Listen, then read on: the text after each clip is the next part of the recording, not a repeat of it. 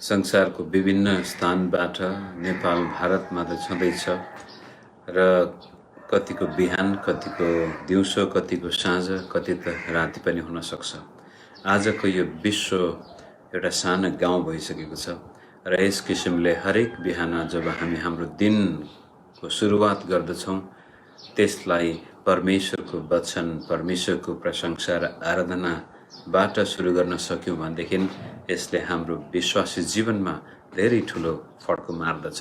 हरेक दिन जब हामी परमेश्वरको वचनको मननबाट र स्तुति, प्रशंसा, प्रार्थना, धन्यवाद र मनभित्र परमेश्वरको आत्मालाई काम गर्न हामी दिन्छौँ भनेदेखि त्यसपछि हाम्रो दैनिक जीवनमा परमेश्वरको अनुग्रह, परमेश्वरको प्रेम, दया, भलाइले काम गर्दछ।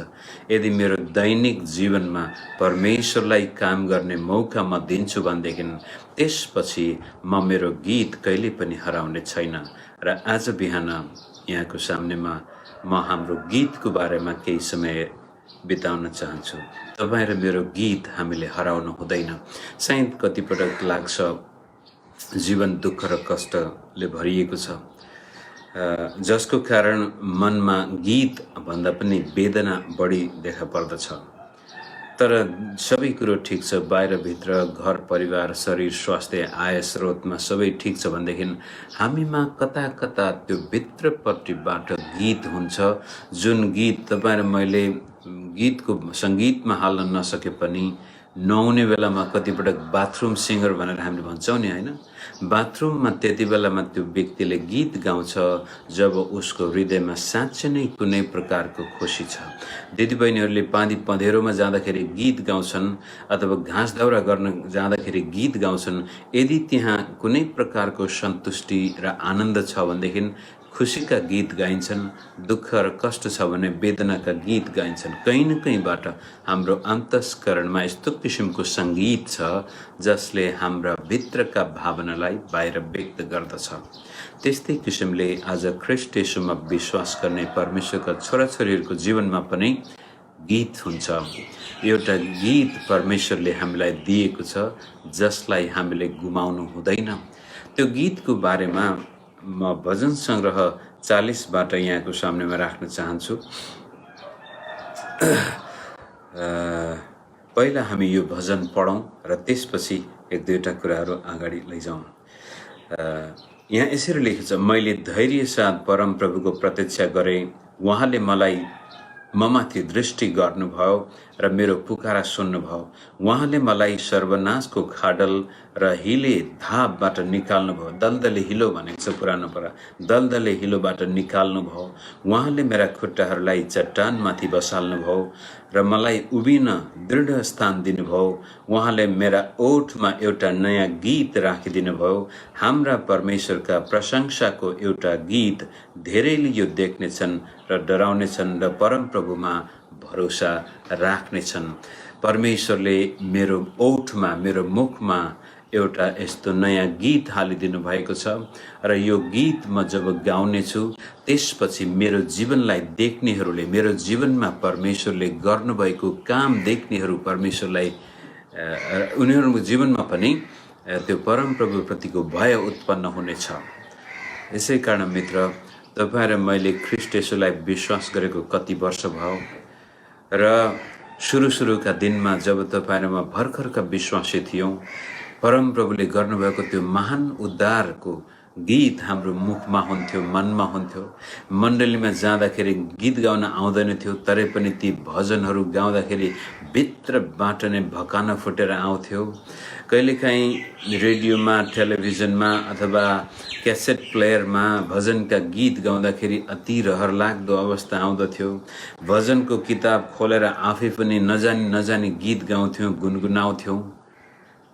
तर जब हामी यो संसारको जीवनमा अगाडि जाँदै गयौँ, विश्वासी जीवनमा हुर्किँदै गयौँ, कता कता जीवन खाल्डोमा परेको महसुस हुन जान्छ। यसै कारण उहाँले भन्छ, उहाँले मलाई सर्वनाशको खाडल र दलदलै हिलोबाट निकाल्नुभयो।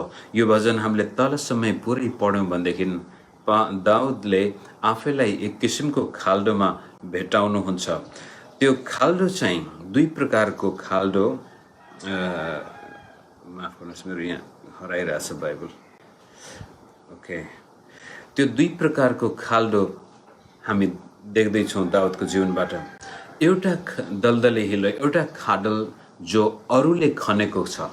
यति बेलामा चाहिँ दाउदले आफ्नो सलोमन राजाले जसरी उहाँलाई माफ गर्नुहोस्, साउल राजाले जसरी उहाँलाई लखेटेको थियो, साउलले उनको सर्वनाश गर्न खोजेको थियो, कहीँ बस्न र टिक्न दिएको थिएन।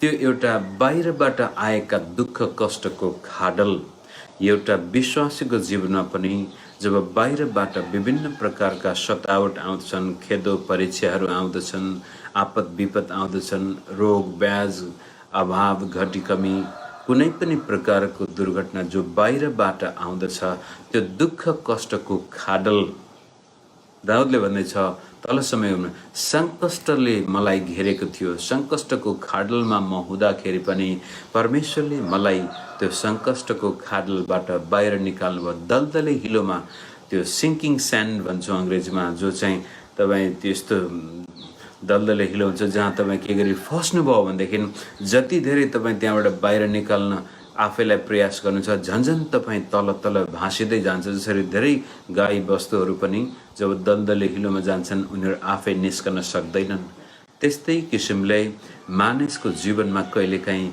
सङ्कष्टको खाडल आउँदछ, समस्याको खाडल बाहिरबाट आउँदछ र आफै हामी त्यहाँबाट कहिलेकाहीँ निस्कन सक्दैनौँ, र जसको कारण हाम्रो भित्रको गीत, हामी भित्रको जुन खुसी आनन्द, जुन प्रकारको रमाहट थियो त्यो हराउन सक्छ।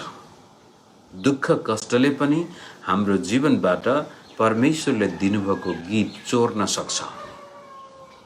भने अर्को एउटा खाडल दाउदले त्यसैमा भन्छ कि मेरा पाप यति धेरै छन् कि मेरो कपालका के अरे शिर, मेरो टाउको कपाल रौँभन्दा पनि धेरै पापले पनि मलाई खाडलमा हालेको छ। त अर्को एउटा खाडल चाहिँ भित्रबाट निस्केको खाडल, जो आफ्नै भुल गल्ती र आफ्नै पाप र अधर्म आफूभित्र भएको दुष्टताले गर्दाखेरि हामी कतिपटक आफैले आफैलाई खाडलमा भेटाउँदछौँ।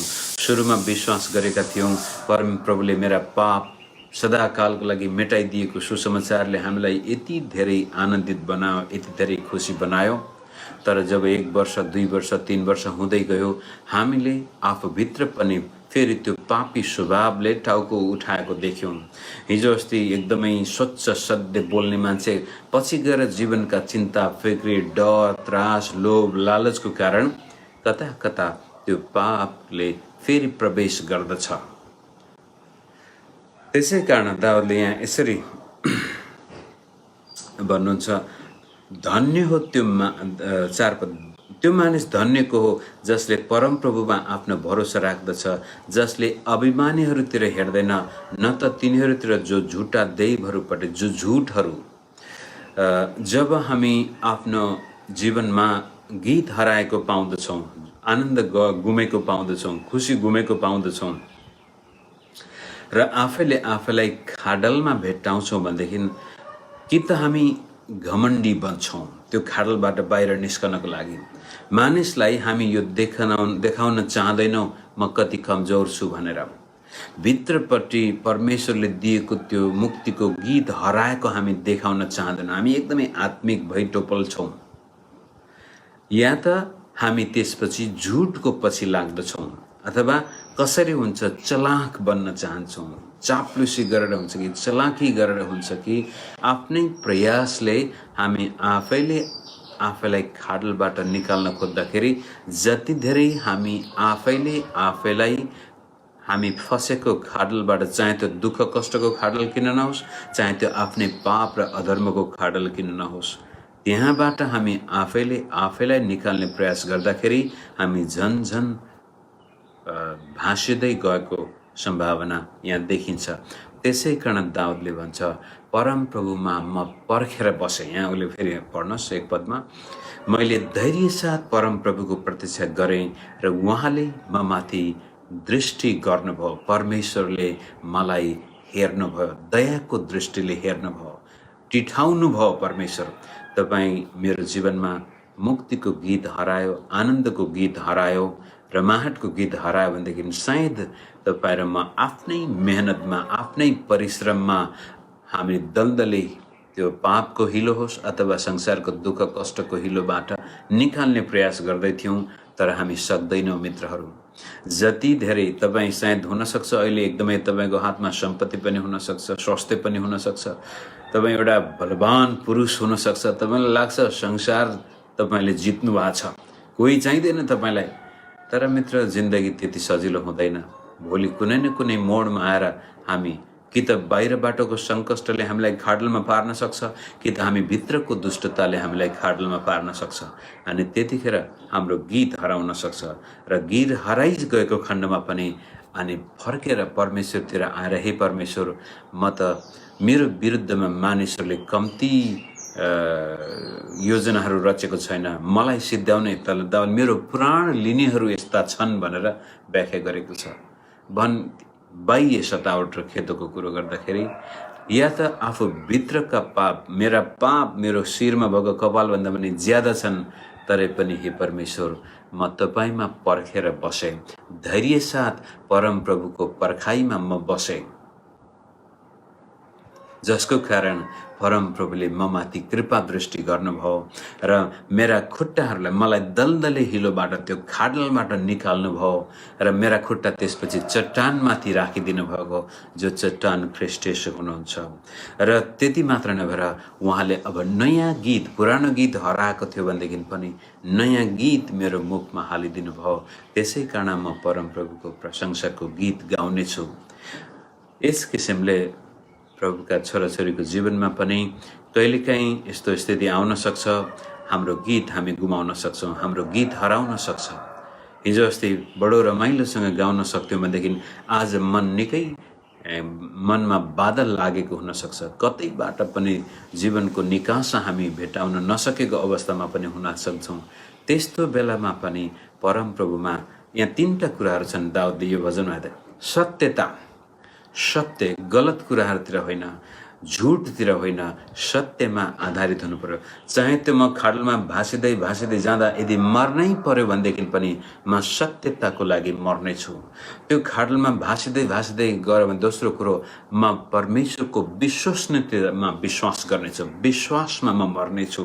यदि केही गरी त्यो खाडलमै म मर्नै पर्यो भनेदेखि म प्रेममा मर्नेछु। तीनटा कुराहरू तपाईको गीत हराएको छ भनेदेखि त्यो गीत प्राप्त गर्नको लागि तपाईँ र मेरो जीवनमा तीनटा कुराहरू आवश्यक छन् मित्रहरू। सत्य, प्रभुले भन्नुभयो तिमीहरूले सत्य थाहा पाउनेछौ र सत्यले तिमीहरूलाई स्वतन्त्र पार्नेछ। तपाईँ र म जीवनमा दुःख कष्टमा छौँ, निराशामा छौँ, हामीले गीत गाउने अवस्था छैन भनेदेखि पनि कहिले पनि झुट अथवा गलत कुराको पछि नलाग्नुहोस्, सत्यको पछि लाग्नुहोस्। यीशु प्रभुले भन्नुभयो बाटो, सत्य र जीवन म नै हुँ र सत्यमा यदि ज्यान दिनुपर्छ भने पनि सत्यको लागि ज्यान दिनुहोस्। संसारमा भएका यावत्तो गुमाउनु परेको छ भने पनि सत्यको लागि गुमाउनुहोस्। तपाईँको शरीरमा यस्तो प्रकारको डरलाग्दो रोग लागेको छ, अब निको हुने सम्भावना छैन भने पनि त्यति बेलामा पनि सत्यको लागि आफ्नो जीवन तपाईँले प्रभुलाई दिनुहोस्। सत्यताको खाडल, त्यो चट्टानमाथि तपाईँ बस्नुभएको खण्डमा पापको, झुटको, दुःख कष्टको, वेदनाको दलदले हिलोबाट प्रभुले तपाईँलाई यसै संसारमा रहँदा निकाल्नु हुनेछ। दाउदले भने सत्यताको, गलत र झुटको पछि नलाग्नुहोस्। तपाईँको जीवन पनि झुटको फाउन्डेसनमाथि नबनाउनुहोस्। दिनदिन तपाईँ दैनिक जीवनमा पनि इमान्दार भएर बस्नुहोस्, सत्य बोल्नुहोस्। आफ्ना छोराछोरीसँग पनि सत्य बोल्नुहोस्। कहिलेकाहीँ त अब छोराछोरीको मन नदुखोस् भनेर हामीले आफ्ना भित्रका वेदनाहरू, समस्याहरू लुकाएर छोराछोरीको सामनेमा त एउटा राम्रो चित्र प्रस्तुत गर्न चाहन्छौँ। तर म त के भन्छु भनेदेखि यदि तपाईँको परिवार बडो दुःख कष्टको घडीबाट भएर जाँदैछ भनेदेखि तपाईँका छोराछोरीहरू 5-7 वर्ष, 10-12 वर्षका छन्, यिनीहरूले बुझ्दैनन् होला भनेर नलुकाउनुहोस्, झुट नबोल्नुहोस्, सब ठिक छ भनेर नभन्नुहोस्। आफ्ना छोराछोरीलाई पनि जम्मा गरेर हेर बाबु, छोराछोरी हेर, हाम्रो जीवनमा यस्तो दुःख कष्ट छ र पनि यस्तो दुःख कष्टको बेलामा पनि हामी परमेश्वरमा विश्वास गरौँ भनेर तपाईँको परिवारको जग सत्यमा बसाल्नुभयो भनेदेखि तपाईँको ती नाबालक छोराछोरीहरूले पनि बुझ्ने हो रहेछ मेरा आमा बाबुको जीवनमा यस्तो दुःख कष्टमा पनि उहाँहरूले परमेश्वरमा यस्तो विश्वास गर्नुभएको छ भन्दाखेरि भोलि उनीहरूले परमेश्वरमा आफ्नो जीवन अझ मजबुत तरिकाले जिउन सक्नेछन्। छोराछोरी परिवार लोग्ने स्वास्नीमा कहिले पनि झुटको फाउन्डेसनमा जीवन नबिताउनुहोस्। त्यसले तपाईँको गीत चोरेर लान सक्छ। सत्यले तपाईँको गीत फिर्ता दिन सक्छ। झुटमा कहिले पनि आफ्नो जीवन क्षणभरको फाइदा त हुनसक्छ, क्षणिक फाइदा हुनसक्छ झुटले, तर दीर्घकालीन घाटा लाग्छ त्यसले। दोस्रो कुरो विश्वास। यहाँ दाउदले परमेश्वरको विश्वसनीयता, म विश्वास गर्दछु, म धैर्य साथ परमेश्वरमा पर्खिन्छु। विश्वास यो यस्तो महान सम्पत्ति हो एउटा क्रिस्चियन विश्वासीको लागि मित्र, कि यसलाई हामीले गुमाएको खण्डमा सबै कुरा गुम्न जान्छ। त विश्वास तपाईहरु मेरो हृदयमा सधैँभरि भइ नै रहन्छ। त दाउदले भन्छ मेरा कान खोलिदिनुहोस् प्रभु, र उहाँले मेरा कान खोलिदिनु भयो। विश्वास कहाँबाट आउँछ? परमेश्वरको वचन सुनाइबाट। तपाईले हरेक बिहान म सँगसँगै यसरी समय बिताउँदै हुनुहुन्छ, सायद तपाईलाई निराशा लागेको थियो, तपाईमा विश्वासको कमी थियो, तपाईमा उत्साहको कमी थियो। तपाईले यी वचनहरू एकपटक मात्रै म सँगसँगै अहिले मात्र होइन, तपाईले घरिघरि यी वचन सुन्दै जानुहोस्। अरू वचन पनि खोज्नुहोस्। जुन वचन सुन्दाखेरि तपाईलाई उत्साह मिल्छ, आनन्द मिल्दछ, जुन वचन सुन्दाखेरि तपाईलाई आराम मिल्छ, जुन वचनले तपाईलाई परमेश्वरको नजिक लैजान्छ। कतिपय पास्टरहरूले यस्ता प्रचार गर्छन् कि अब त्यो बाइबलमा भएका उटपटाङ विषयहरूको बारेमा ज्ञान दिन खोज्दाखेरि हो बाइबलमा भएका उटपटाङ कुराहरूको जवाब पाउनु त राम्रो हो, तर के त्यसले मेरो जीवनमा उज्यालो ल्याएको छ? के त्यसले मेरो जीवनमा आनन्द थपेको छ? के त्यसले मेरो जीवनमा विश्वास थपेको छ? त्यो प्रश्न गर्नुहोस्। र त्यस्तै किसिमका आज इन्टरनेटको जमानामा तपाईले धेरै परमेश्वरका दास दासीले दिएका वचनहरू भेटाउनुहुन्छ, र तपाईले छान्नुहोस् कुन व्यक्तिको वचन सुन्दाखेरि मेरो विश्वास निर्माण भएको म अनुभव गर्छु, कुन व्यक्तिको वचन सुन्दाखेरि ममा जोस अनि जागर आउँदछ, कुन व्यक्तिको वचन सुन्दाखेरि मलाई परमेश्वर अझै आफ्नो जीवन समर्पित भएर जिउन मन लाग्छ। ती वचनहरू दिनदिनै सुन्नुहोस्। एक दिन होइन, 10 चोटि होइन, 100औं पटक पनि सुन्नुहोस्। म बेला बेलामा भन्ने गर्छु, पुरानो समय जब इन्टरनेट थिएन, मसँग त त्यो क्यासेट प्लेयर किन्ने त्यस्तो प्रकारको अवस्था पनि थिएन, र पनि एकचोटि अन्तिम एउटा बल्ल बल्ल क्यासेट प्लेयर मैले किने धेरै वर्ष पहिला। र त्यसपछि यो फ्रान्सिस सेफर भन्ने प्रभुका दासको एउटा अमेरिकन क्रिस्चियन दार्शनिक थिए, उनका क्यासेटहरू मैले पत्ता लगाएँ, कहाँबाट भेटाएँ मैले। अनि उहाँको एउटा क्यासेट मलाई साह्रै मन पर्थ्यो, एउटा प्रचार, त्यो चाहिँ थियो एस हिप लाइव्स भनेको मतलब उनले झन्नै त्यो 1954-55 तिर दिएको वचन हो। एस हिप लाइव्स भनेको मतलब खरानीको डल्लोमा सिद्धिने जीवन। तपाईहरु मैले आज राम्रा महल बनायो भनेदेखि पनि एक दिन खरानीमै जानेछन्। महँगा गाडी किन्यो भनेदेखि एक दिन खरानीमै जानेछन्। तपाईले लाउने एकदम महँगा लुगाहरू पनि एक दिन खरानीमै जानेछन्। एज हिप लाइव्स, जतिसुकै यी भौतिक जीवनको लागि हामीले जम्मा गरेका चीजहरू छन् ती सबै खरानीमै जानेछन्। त हामी यस्तो जीवन जिउँ जो कहिले पनि खरानीमा सिद्धिने छैन। त्यो भजन, त्यो वचन, त्यो सङ्गीत के भन्छ, त्यो प्रचार मैले कयौं पटक सुन्दा अन्तिममा त्यो क्यासेट नै बिग्रियो। बडो दुःख लागेको थियो। जब इन्टरनेटको जमाना आयो, फेरि आज ती प्रभुका दासले दिएका वचन म धेरै पटक सुन्दछु, जसले मेरो विश्वास निर्माण गर्दछ। तपाईलाई कुन वचन सुन्दा, कुन प्रचार सुन्दा उत्साह आउँछ, ती सुनिराख्नुहोस्। अनि त्यसपछि बाइबल दिनदिनै खोल्नुहोस्, रात दिन मनन गर्नुहोस्। तपाईमा विश्वास उत्पन्न हुन्छ। जब तपाईमा विश्वास उत्पन्न हुन्छ, तपाईले विजय प्राप्त गर्नुभयो। तपाईको गीत फर्केर आउँदछ। तपाईको जीवनमा जस्तोसुकै खडेरी लागेको किन नहोस्, तपाईले गीत गाउन थाल्नुहुन्छ। किनभने विश्वास गर्नेका निम्ति सबै कुराहरू सम्भव छन् भनेर प्रभुले भन्नुभएको छ। तर विश्वास गुम्यो। एकजना विद्वानले यसरी भनेको छ कि the greatest loss in life is not the loss of any material things. कुनै संसारको भौतिक चिज वस्तु गुमायौँ भनेदेखि त्यो हामीले गुमाएको होइन, तर जब हाम्रो विश्वास गुम्छ, हामी भित्र भएको त्यो इन्थुजियाजम गुम्छ, त्यसपछि सबै कुरा गुमेर जान सक्छ। त दाउदले यहाँ हुन्छ परमप्रभुको विश्वसनीयतामा म विश्वास गर्नेछु। एउटा क्रिस्चियनले परमेश्वरको भलाइमा, परमेश्वरको प्रेममा, परमेश्वरको शक्तिमा, जीवित परमेश्वर मेरो साथमा हुनुहुन्छ भन्ने त्यो विश्वास, परमप्रभुले मेरो शरीरमा चङ्गाई दिनुहुनेछ, परमप्रभुले मेरा आर्थिक आवश्यकता पुरा गर्नुहुनेछ, परमप्रभुले मेरो भविष्य उज्जवल बनाउनु भएको छ, विश्वासद्वारा आफ्नो वेदनालाई पोख्नुहोस्, त्यो पछि गएर गीतमा परिणत हुन्छ।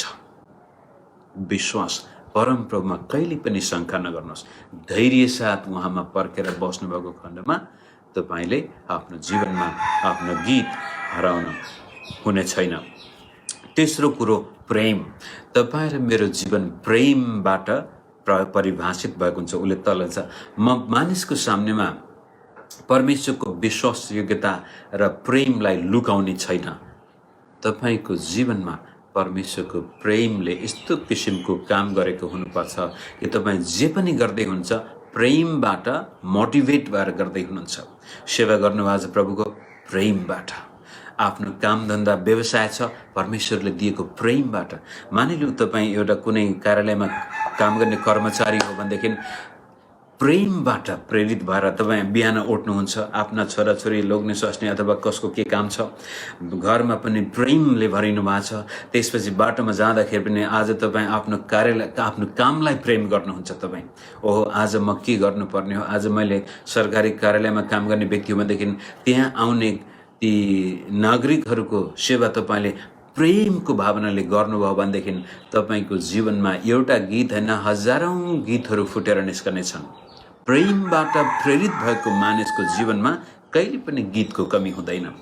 तर स्वार्थ, अभिलाषा, चोर, बदमाश, भ्रष्टाचारको आत्माले त्यो व्यक्तिले काम गर्दैछ, व्यापार गर्दैछ, मान्छेलाई ठग्नको लागि त्यसले कसरी हुन्छ अरूलाई लुटेर फाइदा कमाउनको लागि आफ्नो जीवन परिभाषित गरेको छ भनेदेखि त्यो व्यक्ति बाहिर जतिसुकै मुकुण्डो लाएर खुसी भएको भान पारे पनि भित्रपट्टि ऊ दलदले हिलोमा नै फसेको हुन्छ, उसमा गीत हुँदैन।